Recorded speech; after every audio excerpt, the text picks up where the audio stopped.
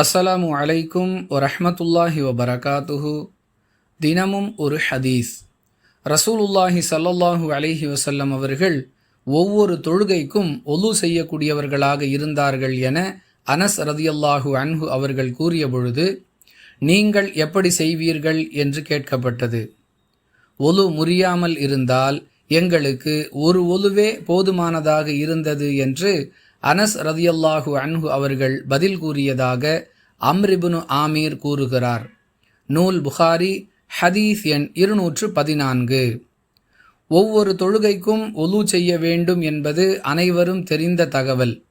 அப்படி இருக்க ரசூலுல்லாஹி ஸல்லல்லாஹு அலைஹி வஸல்லம் அவர்கள் ஒவ்வொரு தொழுகைக்கும் ஒலு செய்தார்கள் என்று சொல்லுவதன் மூலம் நாம் பெறக்கூடிய பாடம் என்ன என்று பலருக்கும் கேள்வி எழலாம். அன்பானவர்களே, அதை தொடர்ந்து வரக்கூடிய வாசகம் நம்முடைய கேள்விக்கு பதிலாக அமைகிறது. ஒலு முறியாமல் இருந்தால் எங்களுக்கு ஒரு ஒலுவே போதுமானதாக இருந்தது என்று அனஸ் ரதியல்லாஹு அன்ஹு அவர்கள் சொல்லக்கூடிய பதிலை வைத்து பார்க்கும் பொழுது, ஒலு முறியாமல் இருந்தாலும் ரசூலுல்லாஹி ஸல்லல்லாஹு அலைஹி வஸல்லம் அவர்கள் ஒவ்வொரு தொழுகைக்கும் ஒலு செய்யக்கூடிய வழக்கமுள்ளவர்களாக இருந்திருக்கிறார்கள் என்பதை அறிந்து கொள்ள முடிகிறது. எனவே நாம் ஒரு தொழுகைக்காக செய்த உலு முறியாமல் இருந்தாலும் அடுத்த தொழுகைக்காக மேலும் உலு செய்து கொள்வது நபி வழி என்பதை இந்த ஹதீஸிலிருந்து அறிந்து கொள்கிறோம்.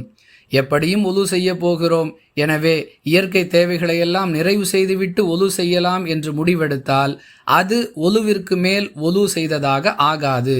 பொதுவாக தொழுகைக்காக ஒலு செய்தோம் என்ற கணக்கில் வரும். இந்த நபி வழியை பின்பற்றியதாக ஆகாது என்பதையும் கூடுதல் விளக்கமாக தெரிந்து கொள்வோம். வாஹிரு தஅவானா அனில் ஹம்துலில்லாஹி ரப்பில் ஆலமீன். அஸ்ஸலாமு அலைக்கும் வரஹ்மத்துல்லாஹி வபரகாத்துஹு.